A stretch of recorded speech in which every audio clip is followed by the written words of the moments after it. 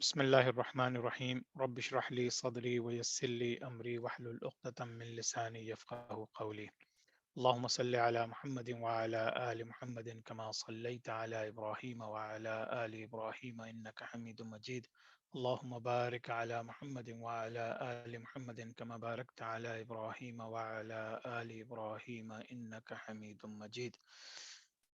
Bismillah ar-Rahman ar-Rahim. Inshallah, we'll get started.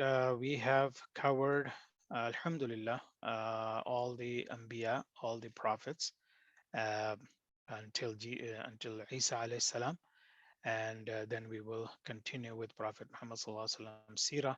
But today, yes, last week we covered some stories from Quran.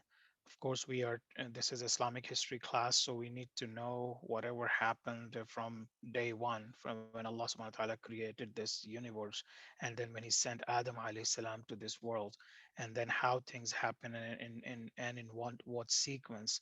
So we also need to know some of the stories. Of course, Quran is full of wisdom, is full of hidayah. It's full of stories, authentic stories about prophets and people who had spent their time in this world. Allah subhanahu wa ta'ala mentions everything for Prophet Muhammad sallallahu alaihi wasallam because he's the one who received Quran, but then his duty was to spread the knowledge, the hidayah to the rest of the mankind, to the rest of the world.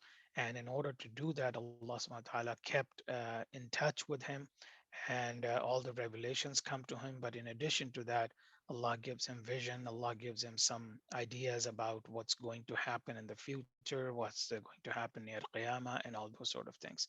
So our focus is going to be on the history, Islamic history or Muslims history or history of Islam. We can call it pretty much anything. But inshallah, we will continue with what we left off last time. So we have covered all the prophets, alayhimus salam. Now, today, last time we covered the stories. So today I wanted to briefly touch on the subject of ancient civilizations and empires.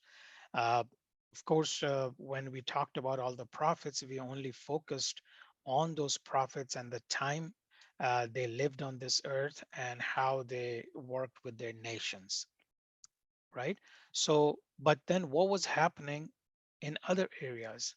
What were the ancient civilizations that existed or empires that existed while these prophets were preaching and bringing people to Allah subhanahu wa ta'ala? So this is what we will discuss very briefly. And then in order to understand that, just remember that there were human civilizations started. Of course, we have to have records. We don't have any exact record of what happened right after Adam alayhi salam, but we have some ideas because when we connect these dots, then we get to know, get to understand the sequence.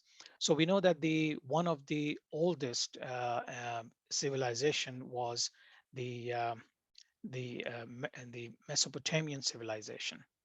Let me see if I have that. Uh, okay.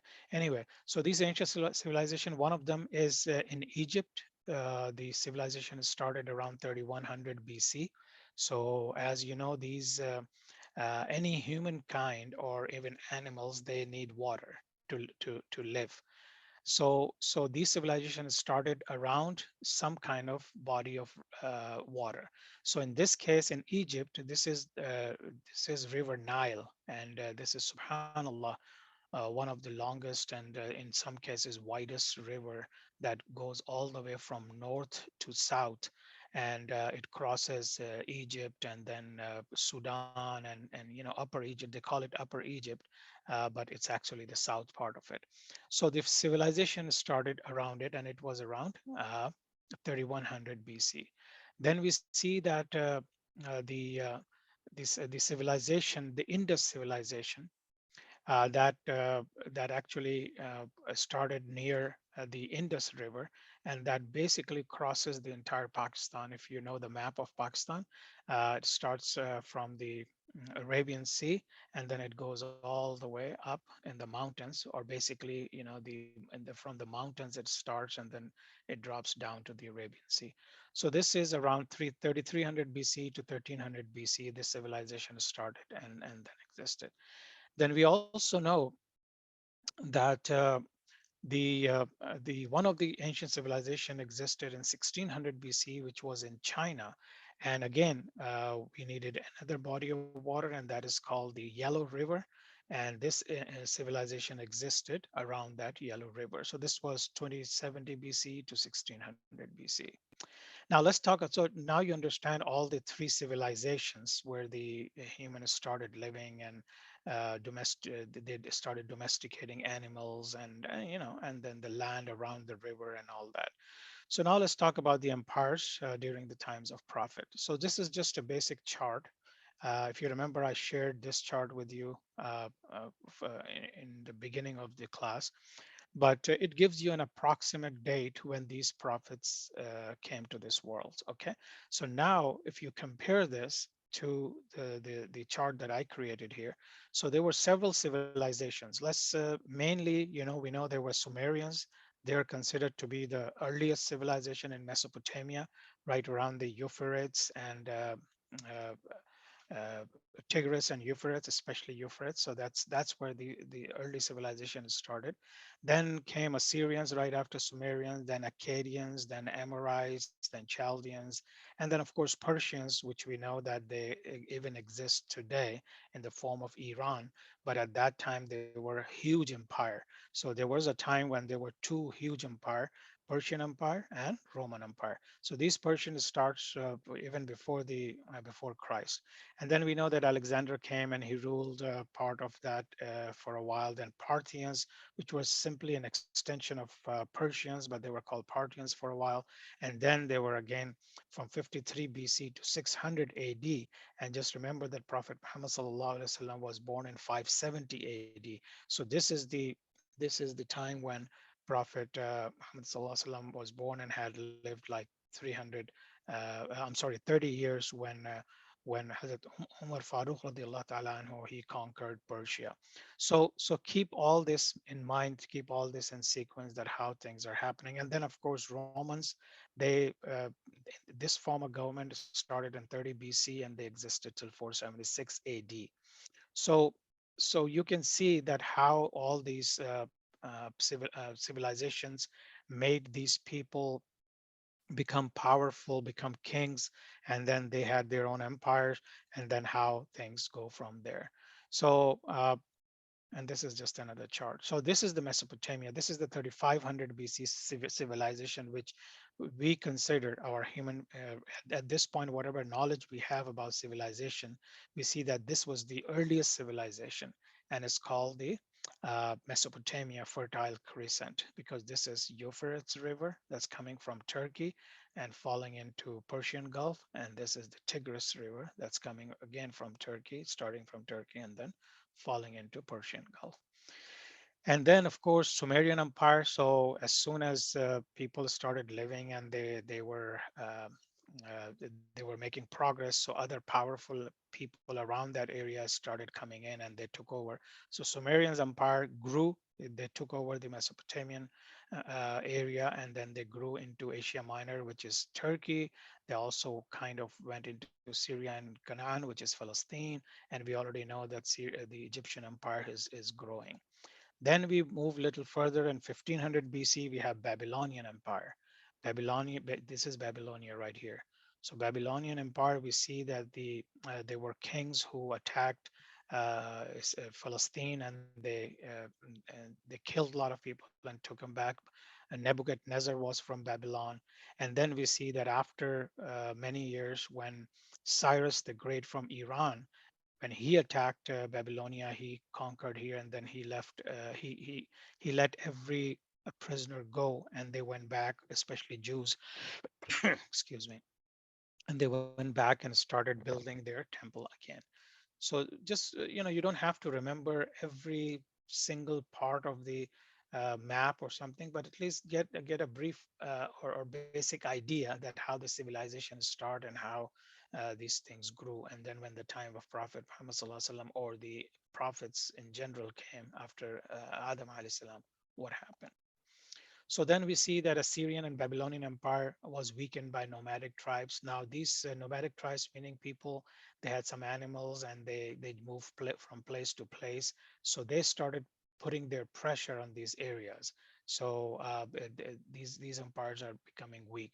In 500 BC, just 500 years before Prophet Isa alayhi salam, we see that Persian Empire pretty much took over the entire early empires. So when you talk about the entire Iraq, today's Iraq, Syria, the entire Turkey, entire Egypt, and further down, then you talk about Iran, part of Central Asia, South Asia. This all became under Persian Empire. This is the same empire that Prophet Muhammad SAW sent a letter for their king to accept Islam, and they didn't. So in the time of I'm sorry, in the time of Umar radiallahu ta'ala anhu, then they attacked and they conquered it. And then of course, the map shows only part of it, but the Roman Empire existed somewhere around here, and I'll show the map a little later. 200 BC, just 200 years before Prophet Isa. This is Seleucid Empire ruled by one of the generals of Alexander the Great. So we know that Alexander, in around, I think 300 or 400 BC, close to that time, Alexander started from Macedonia, and then he pretty much covered all the area that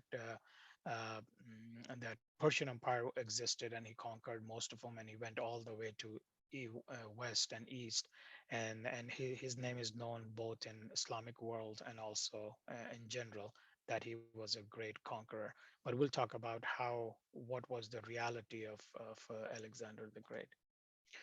So just again briefly, 30 BC, although ruled by Parthians, Mesopotamia still has many thriving Hellenistic cities. So Mesopotamia, we know that yeah. So this area is, even though it's called Parthia, this is in 30 BC, right before the birth of Jesus Christ.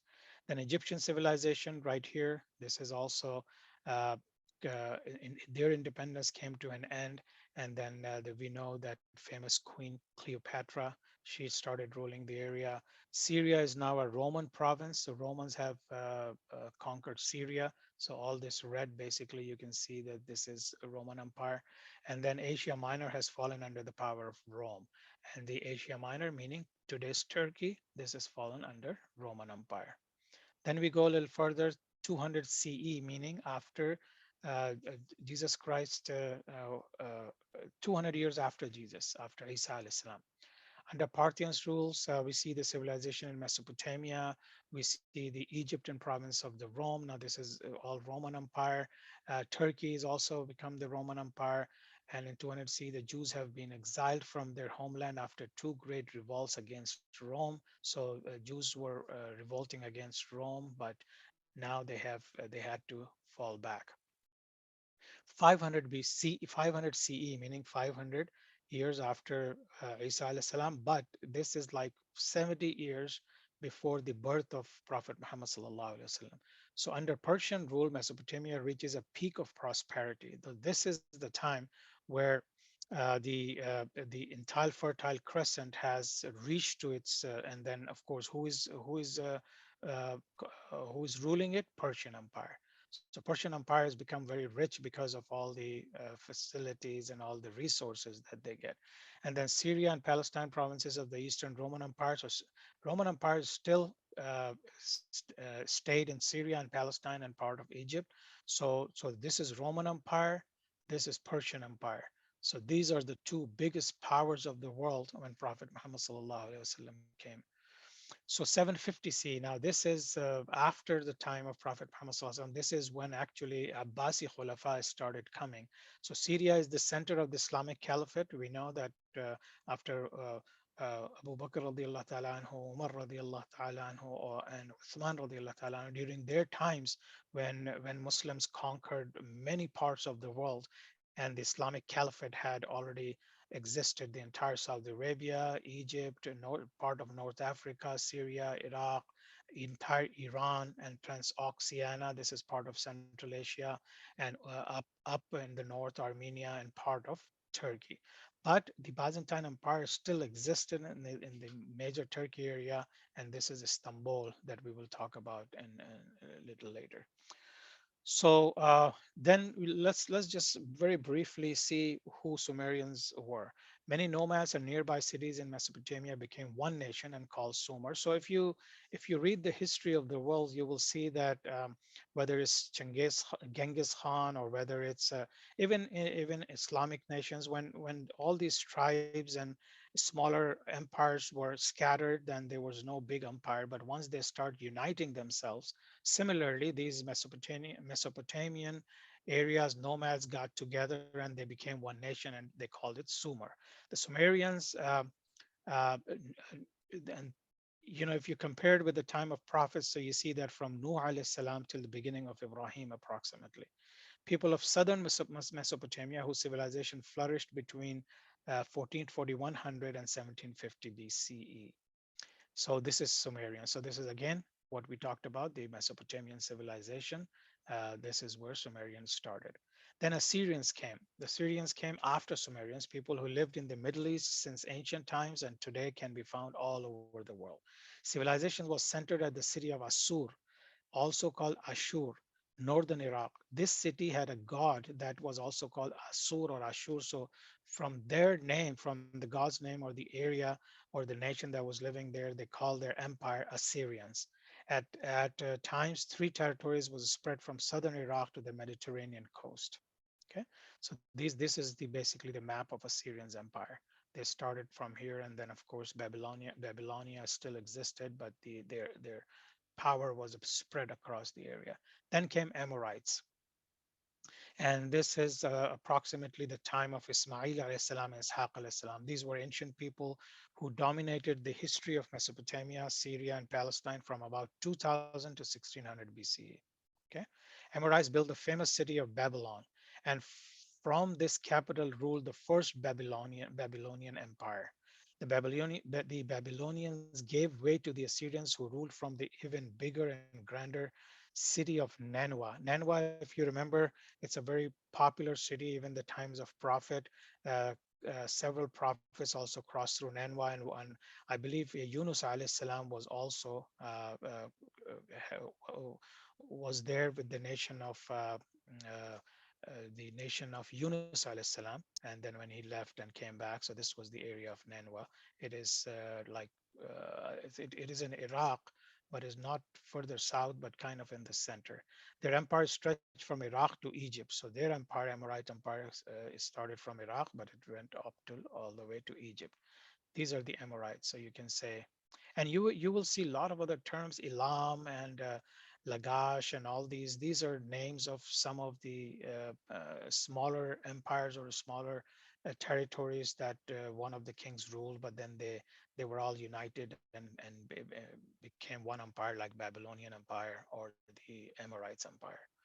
Then came Akkadians. The Akkadians Empire was an ancient Semitic empire centered in the city of Akkad, which united the Akkadians, Sumerians, and other under rule. So now all these bigger empires, Akkadians, Sumerians, they all kind of united themselves, and this empire controlled Mesopotamia, the entire Iraq area, and some neighboring areas and parts of Iran. So again, if you think about it, the civilization in this area starts from southern Iraq, which is the by the Euphrates River, and then it started expanding. But new people came, new empires came, but they all ruled this particular area to control the rest of the rest of the area, which we just looked in the map.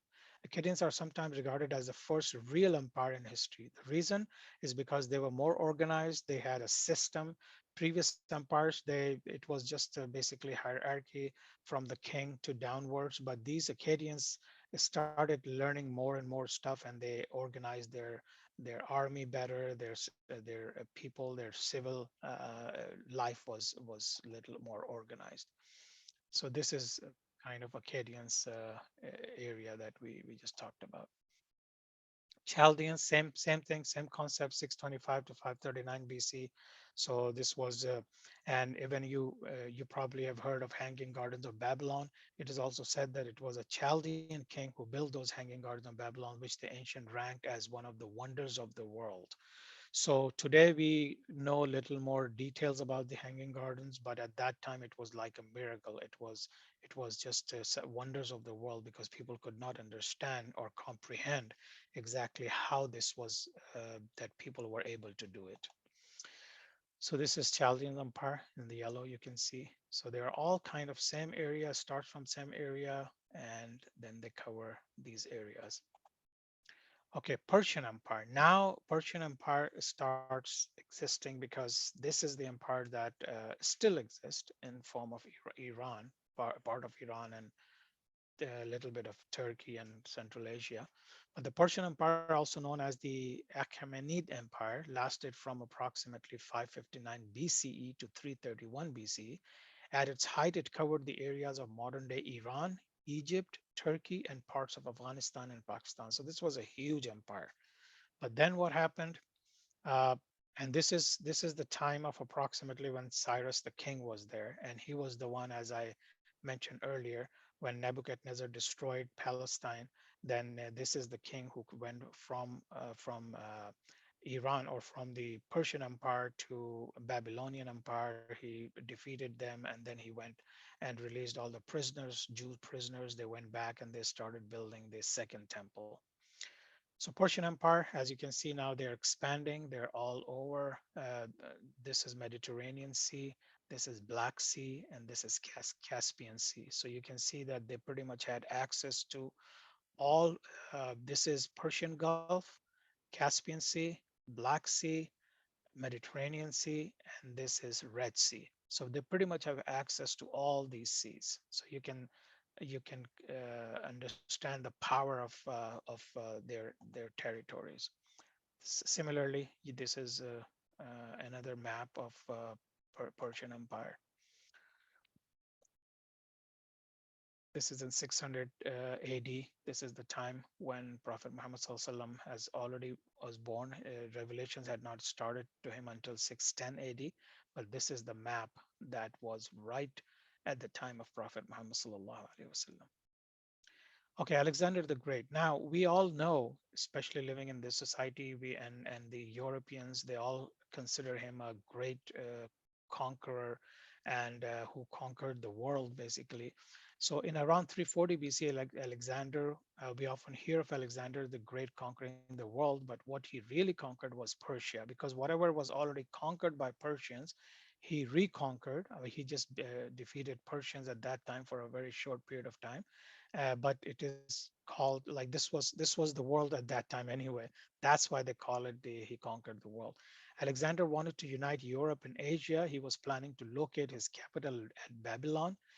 Alexander appears in many Persian myths and stories which give him exaggerated heroic quality. So he was from Macedonia, we all know, and we all know that he just kept moving forward. He went to Egypt, where you can see Alexandria. He founded that city, and he kept on going to Eastern countries, and he conquered some of those. But the status that other people give him is not really the status that he deserves. So, Allahu Alam. See, this is basically, if you remember, the Persian Empire map was pretty much the same. So he started from Macedonia, from Greece, and then he went all the way crossing Europe. He came into the area of Turkey, then he went eastwards, and he pretty much went close to, close to the borders of China and India and all these places, and then of course Egypt, and this is where around the Alexandria is, which is named after him. So Persians, again, now they're called Parthians. Alexander died of some disease. His commanders took what they can and divided their territories. And this is how things go. Whenever a powerful king dies, his people or his sons or whoever, his heirs, usually divide not only the properties but the territories. So Persians got weakened and then Parthians took over. Parthians were from North Persia. So probably another name of Persians, and they actually started being called as Persians. So Parthians, Persians, they're all same name. They all lived in the same area, but the northern part was called differently, and this compared to the southern part and all that. In 53 BC, the Parthians crushed Romans, and 30 years later, there was a border at Euphrates River between Roman and Persian Empire. So this is what I was talking about, that these two big, huge empires, they clashed with each other, and then they kind of, their borders were right where the civilization started in Mesopotamia. Parthians were still expanding east when Jesus or Isa alayhi salam was born. Christianity started expanding east, and Parthians led them even because even though they believed in Zoroastrianism, but they didn't care much about religion. Now, uh, Zoroastrianism was a religion there that existed mostly in Persian Empire, but we'll talk about in detail. Next session, we will talk about the religions. Today, we are talking about the empires in those areas during those times. Then we will talk about the religions, what existed during those times, inshallah. So Roman Empire, meanwhile, was falling apart in 293. The Emperor Diocletian divided the empire in four parts of administrative purposes. The eastern portion of the Roman Empire, headquartered in Constantinople, continued to hang on. The locals still call this entity Rome, but to later historians it looked like something new, so they gave it a name, the Byzantine Empire, Byzantine or Byzantine Empire. So again, now we will study how Roman empires basically came into being and how long they existed. So Byzantine Empire existed for almost 1,000 years.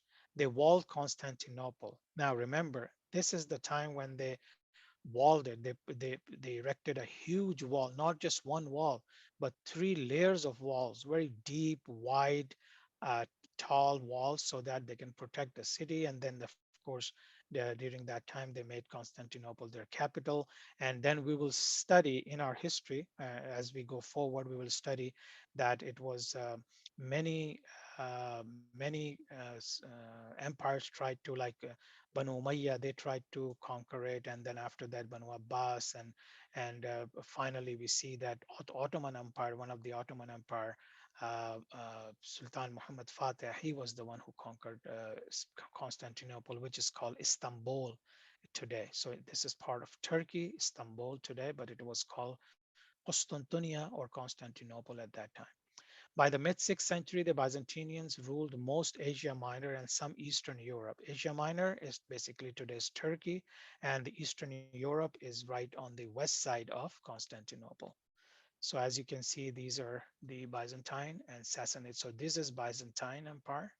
They're already in pretty much taken over the Mediterranean Sea part of the North Africa, and there's Palestine, Syria, Antioch, and all these places are still under Roman Empire, and then these are Sassanid Empire, which is Persian Empire.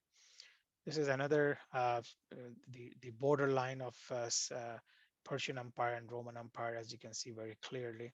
And these are some details you can look at it at your leisure time.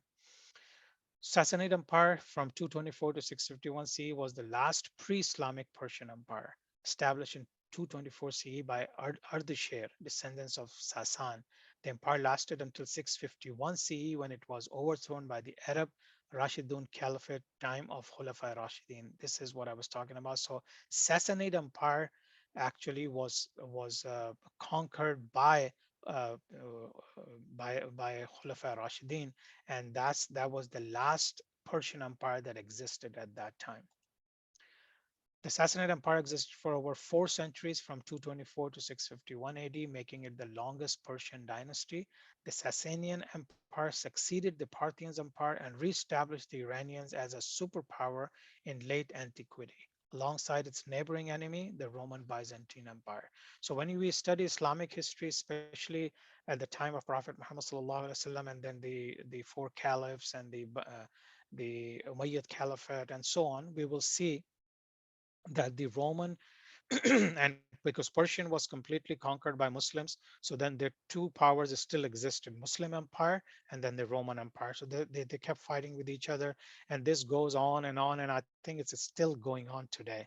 We know Turkey is Islamic country, but on the west side of Turkey, the entire Europe is where Islam used to be in most of those countries at the time of Ottoman Empire. But then we saw gradual decline from there. But Alhamdulillah, Turkey is kind of a connecting point between Asia and Europe, and Turkey is a Muslim country. Okay, before we end, I just wanted to just very briefly let you know, because all these things are happening. We have these prophets coming, and then we have all these empires that we just talked about. We see some stories from Quran which probably happened. Some of the locations and the time was not mentioned in Quran, but once we study all these, we kind of get an idea that during what time what happened and what stories. And but the authenticity of that only Allah knows. But during those times we also see some philosophy coming up, because at the time of Abbasid Caliphate, we will study that philosophers had a very major role in creating societies. And even Harun Rashid and Mamun Rashid, they were the caliphs who got a lot of knowledge and books and and then translated into Arabic so that the rest of the world can study them. But anyway, so there are there were hundreds of philosophers at that time and later on, but there were some very basic three philosophers that existed that I wanted to talk about. Is Buddha. He was in Nepal. He was born in Nepal, but he died in India. And all the Buddhists are basically from the religion or the teachings of Buddha.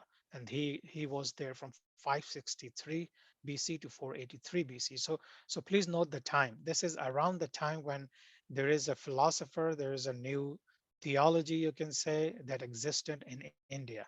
Then Confucius from 551 to 479 BC, he was in China. He's also considered a great scholar and philosopher. And if time permits, sometime, some point in time, we can study their lives because they're very interesting. And I think if you want to know the different religions of existing on this earth, we should study them. Then Socrates were a pure philosopher.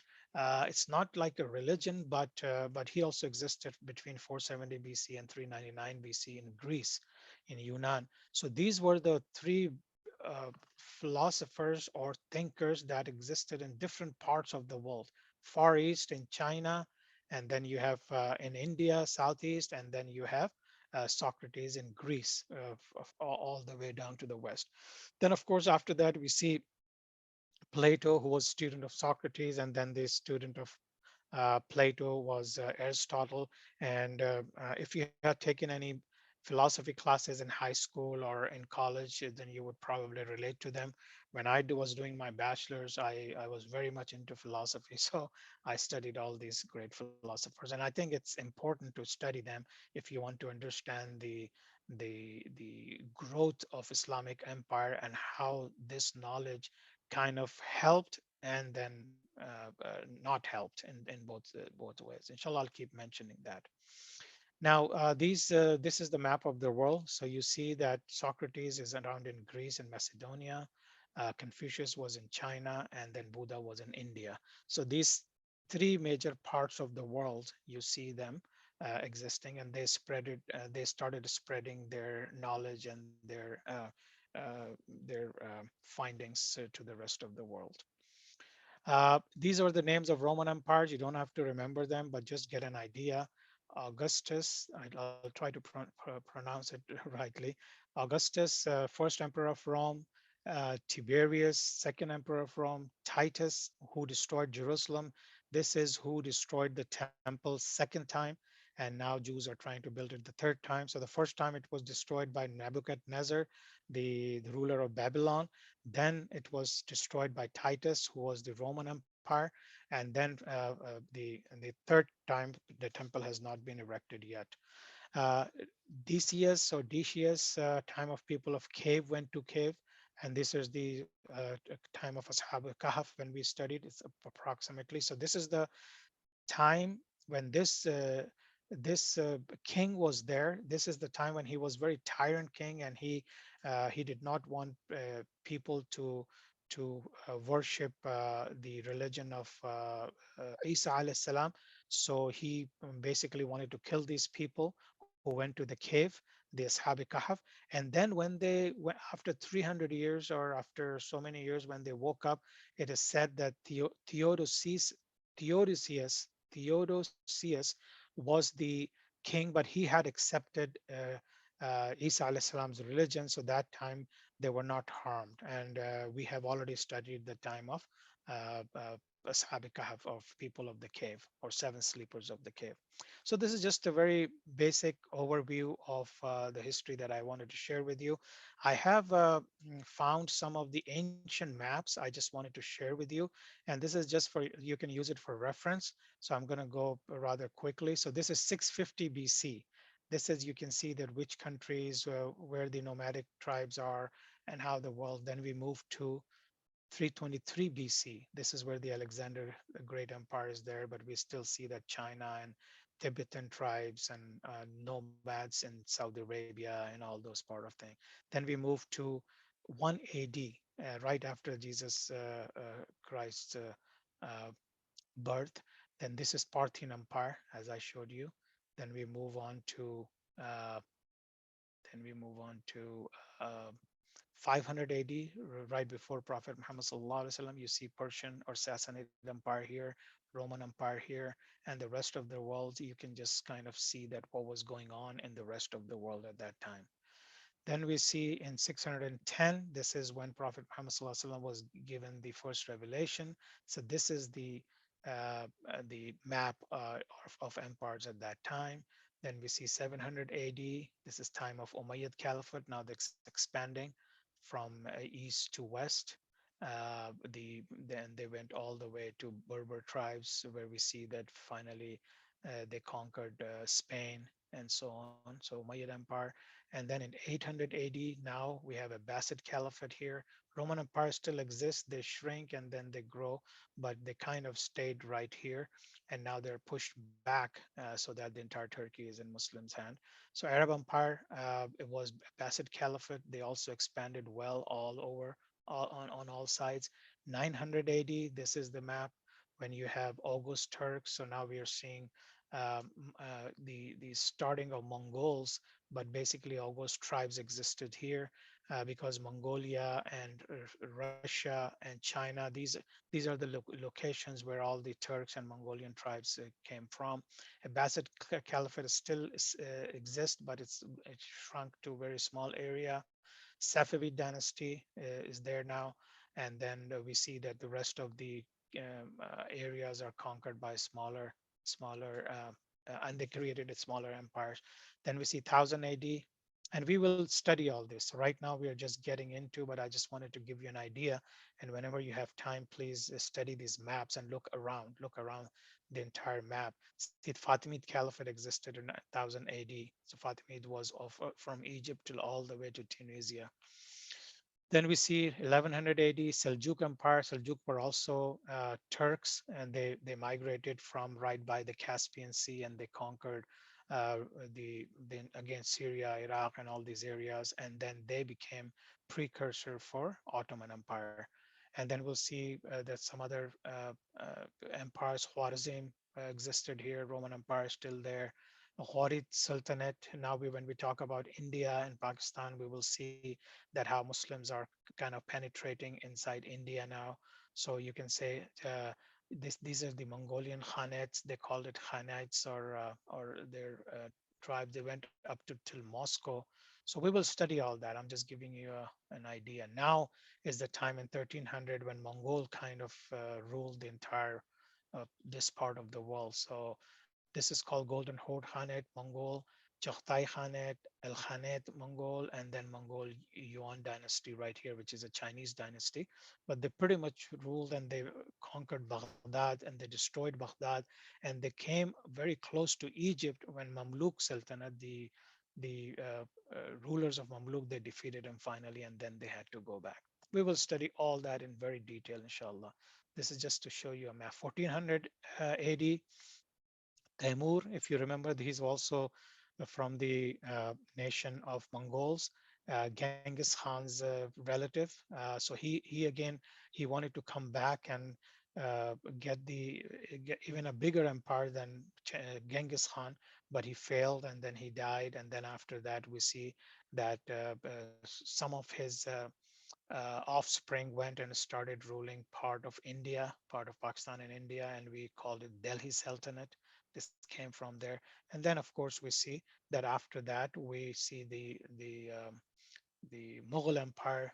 They were also from the same family, but Babur, the founder of Mughal Empire, came, and then eventually they conquered the entire India and Pakistan area, and this was all Muslim nation. So inshallah, next week, so we have talked, like I said, we have talked about all the prophets, and then we talked a little bit about the stories of Quran, and then we today we talked about the empires and the civilizations. And inshallah, next session, we will talk about the religions that existed during these times and right before the birth of Prophet Muhammad sallallahu alaihi wasallam. What was the condition of Saudi Arabia and how many tribes Saudi Arabia was divided into, and how Prophet Muhammad sallallahu alaihi wasallam's time was prepared by Allah subhanahu wa ta'ala, that when he was born and then when he started receiving revelations, how the entire world changed. So inshallah, we'll talk about the religions next time. We'll take question answer right after this. For now, until next week, inshallah. Assalamu alaikum wa rahmatullahi wa barakatuh. Subhanakallahumma wa bihamdika nashhadu an la ilaha illa anta nastaghfiruka wa natubu ilayk.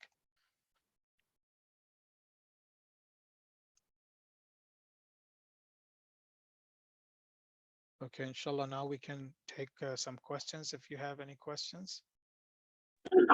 So yeah, good lecture once again. Just quick question. So maybe I missed the earlier part of the lecture, right? Like, where did this whole, civilization first come to the India-Pakistan area, right? And what about the Hinduism and all? Like, where does that originate from?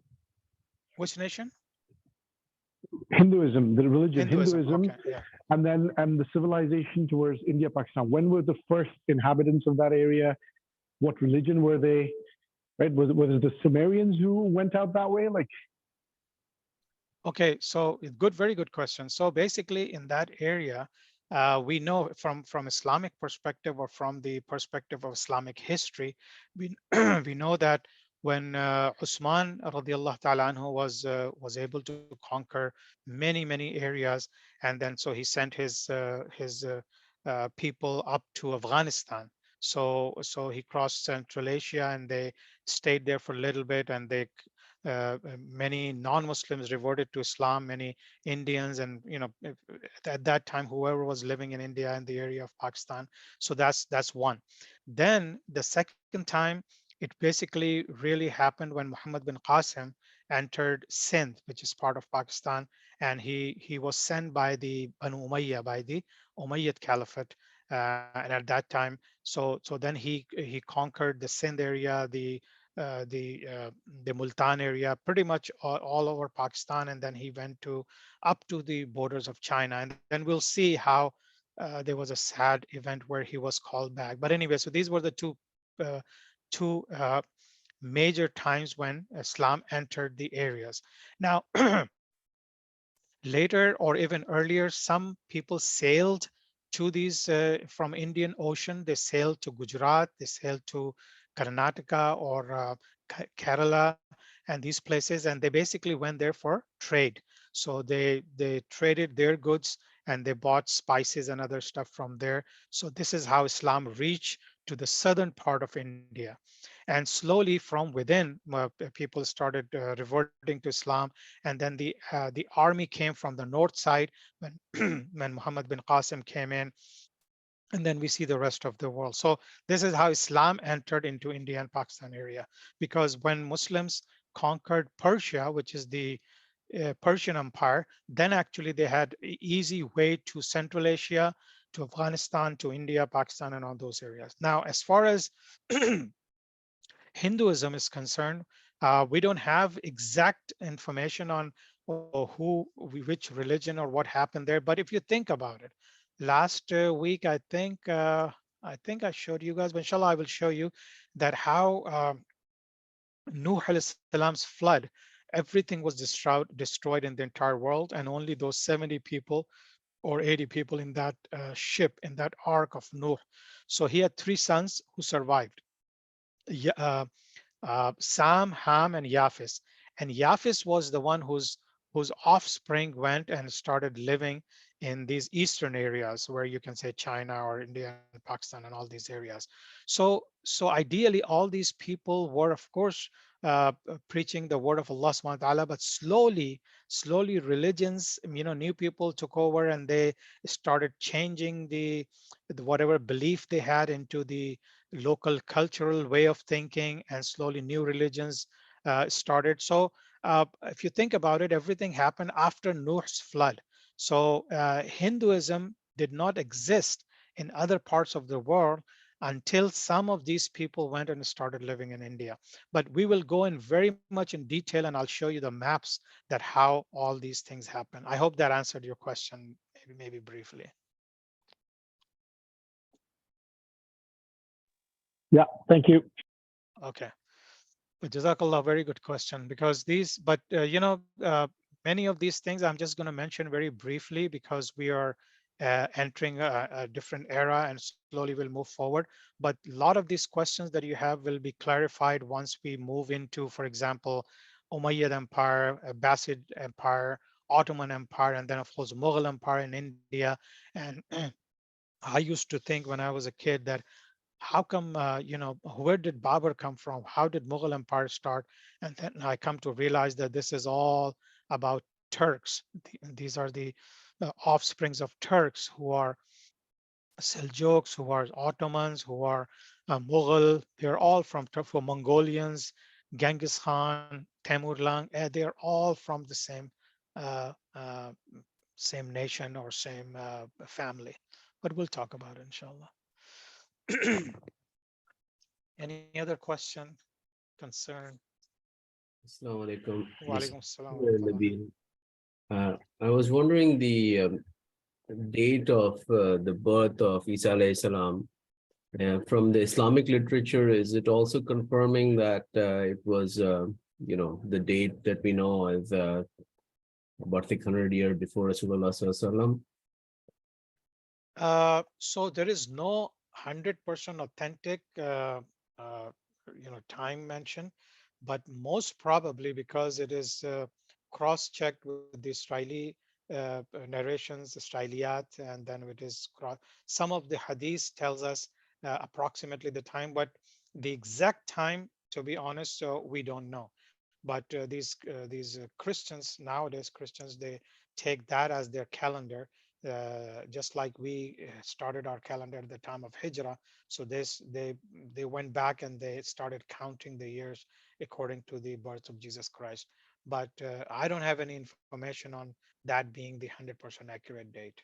Got it. Wallahu alam. And another question is the other Western countries like France, UK, where do they fit into all this? Were they there in a separate civilization at this time in these times, or Well, so when we talked about Mesopotamian civilization at that time, hunters and gatherers. This is what we study from history, that there were some people who just kept going, just like animals. Animals used to migrate when it's too cold in one area, they would migrate into like their summer capitals. So similarly, these hunters and gatherers, they would just keep moving and living in not even in tribes, but they were living in herds, and then just like animals, and then slowly. So these were the entire Europe. That when you're talking about France, also has a very old civilization, but we will talk a little bit about it. But at this time, there was no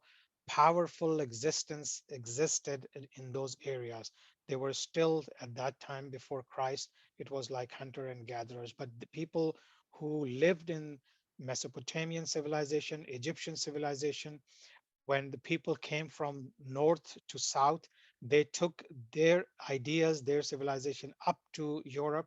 And similarly, when these people went up there, they took the information and the learnings and all that up there. So if in essence you can say that everything pretty much started in South Iraq as far as known humanity, like whatever we know about humanity, and then it spread it all over. And if you look at the map today, subhanallah, the way they make these maps, this is kind of center of the world, where Saudi Arabia is or where the Iraq is actually. So then everything kind of went all different areas. So people existed, yes. People existed in China because there was a yellow river and there was a dynasty there, Chinese dynasty, and people existed in other places, but there were no known powerful nations or powerful empires existed in those areas. Got it. So Western Europe got powerful around what time? See, Western Europe is basically when, and of course, inshallah, we will study all that. But if you remember when after Jesus Christ, the Christianity was not just one religion that spread all over Europe. Basically, there was a huge division between Western Europe and Eastern Europe. That's why Western Europe is mainly Catholics and Eastern Europe is like Orthodox Christians. So they fought with each other a lot, and they started getting their power during the Roman, because Rome. Remember when I mentioned the Roman Empire? That's where the Western Europe started getting power, and then Eastern Europe is basically still in kind of a fight with other nations, where you can call them Mesopotamian civilization nations, or later Persian Empire started checking them, and so on. So this is Byzantine is basically eastern part of Christianity or the Orthodox Christians. But yeah, Western part, which was based mainly in France and Italy, because today Pope is still in Italy, close to Italy, and the entire Western countries are mostly Catholic, and France is one of the powerful nations that we will study. Then time of Spain, when Muslims conquered Spain, France was still powerful, but they were not as powerful. But later on, they started capturing the entire Spain, and then they became France, Germany, and then of course the England is kind of an island, a huge island.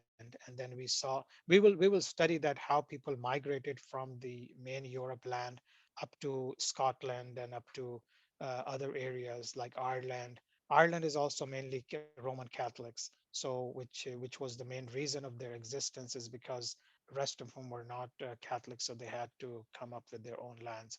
And but inshallah we will even though we are studying Islamic history, but we will for sure study the makeup of Europe and how power shifted in those countries. Jazakallah khairan. Very fascinating. Thank you for all You're the welcome. information. Alhamdulillah. Jazakallah. Okay. Any other? One other thing. So you didn't talk much about civilizations in Americas, or did you? Maybe I missed that part. Uh, because because we're talking about Islamic history and mainly the civilizations that existed in those three areas. So there was no initial information. Of course, the people lived there, and the Mexican areas, especially, we do have Inca civilization. We have other civilization exist in Central America and South America and North America, but these were still at that time. I'm talking about the time before Jesus Christ. It was still hunters and gatherers. So there was no again powerful united force that existed, because history talks about uh, powerful empires that existed in different times. So that's why we don't see any major civilizations in there. But in today's world, alhamdulillah, people have through archaeology, through digging the grounds, and through a lot of other ways, they are able to go back in time and study different civilizations and different nations. So they have when you study American history, they do touch bases on that. And if you guys have gone to high school here, then you must have studied some of the. But since there was no direct connection with Islamic empire at that time, that's why I did not mention it. But again, because we live here, so inshallah, one of these classes, when we reach towards the expansion of Islam, I will also talk about some of the areas or some of these civilizations that existed. Yeah, the reason I asked is because it's the belief that Allah sent a prophet to every Yes, civilization, right? So yes. if there was a civilization that was out here, was there ever a prophet sent to them? I guess that's right. Yes, very, very good question and good thinking, because see, Allah subhanahu wa ta'ala has told us, and Prophet Muhammad sallallahu alaihi wasallam have told us that Allah subhanahu wa ta'ala sent more than 124,000 prophets all over the world. And so sometimes prophets nations are very few people, but it was a prophet. So Quran mentions only 25 prophets in detail. But the rest of the 124,000 prophets must have gone to the far ends of uh, you know China and the Russia, and across Atlantic Ocean, Pacific Ocean, and even to the North Pole, if anyone existed there, anyone lived there. So yes, you're right. So prophets must have gone to all these areas. And I don't know if I mentioned it, but I will bring a slide next time, inshallah. And there are, for example, some people say that Buddha was a prophet, but people change his teachings after his existence, and they change it to whatever the local people thought. Some people think that Confucius was a prophet, Allah's prophet. Some people even think that Socrates might have been a prophet. But so these are all assumptions, these are not confirmed. But anyone who had some kind of idea about this universe, about the existence of universe, about the power of God, then Allah subhanahu wa ta'ala is the greatest power. So he could have sent all these people and we don't even know. So if he had decided to let us know about all the prophets, then he would have mentioned in Quran. But he only mentions 25 of them. So this must be an hikmah of Prophet of Allah subhanahu wa ta'ala. So yeah, I mean, in America we might have had an red Indian prophet, Allahu alam, maybe a Chinese, prophet there, all over the world. So yes, this is part of our belief. So we know that there must have been a lot of prophets. But when we study, we basically study from Quran, whatever is told to us. Then Prophet Muhammad sallallahu alaihi wasallam explains Quran to us, and then he adds some of the stuff that Allah gives him through wahi. And then, of course, Allah subhanahu wa ta'ala gave him visions of a lot of times, like I mentioned earlier, of the time of Qiyamah, or he had a vision when there was some war going on and he knew exactly what was going on. And then he tells us that the coming back of Isa, and the coming of the Dajjal, and all those parts of the futuristic stuff. But just I wanted to mention one thing, because I heard from someone was questioning that did Prophet Muhammad SAW had ilmul ghaib, yani if Prophet Muhammad SAW had knowledge of the unseen or unknown. So that is not correct. He did not. Allah subhanahu wa ta'ala is the only one who has ilm of ghaib, and he gave vision to Prophet Muhammad SAW. Whatever he told Prophet Muhammad SAW, he mentioned it to his people. So he did not have the ilm al-ghaib, but he had those information and visions that Allah gave him. So he was able to predict that this is going to happen towards the end of the world, or this is going to happen. Like, for example, I was meeting a Yemeni scholar the other day, and he tells me that there are some ahadith that tells us that Yemen will provide some avenue for Syrians to come back to power. Allahu alam. So there are so many hadiths that people have narrated in Sahih Bukhari, Sahih Muslim, and then there was a lot of other hadiths that are not as authentic, or they are not as strong as Sahih, but those hadiths provide some ideas about the future. So Allahu alam. So this is very fascinating. I mean, you start studying Islamic history and you start studying the time of all these ancient rulers.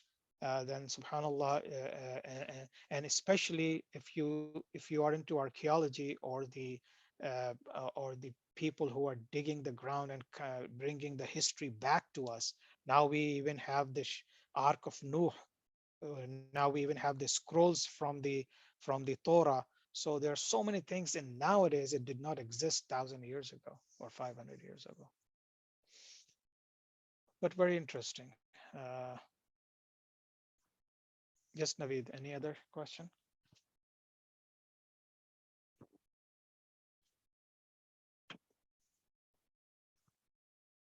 Omar, you are pretty No, quiet no, today. I'm good. Okay. Thank you. Okay, Jazakallah. Thank you. I don't really have any questions either. Okay. Everything was nice. Alhamdulillah. Alhamdulillah, Alhamdulillah. So next week we will discuss the religions that existed during these empires, if there was any religion, and especially between the times of Isa alayhi salam and Muhammad sallallahu alaihi wasallam, which is approximately 600 years, that how many religions existed. So, namely, only four main, like the Christianity, Judaism, and Zoroastrianism, and then some other religions that there were smaller religions. So we will study those, inshallah, so that we are ready to study the life of Prophet Muhammad sallallahu alaihi wasallam. Okay, inshallah. So we'll end here today. We'll see you all next week, inshallah, with the best of health. سبحانك اللهم وبحمدك نشهد أن لا إله إلا أنت نستغفرك ونتوب إليك. السلام عليكم ورحمة الله وبركاته. So.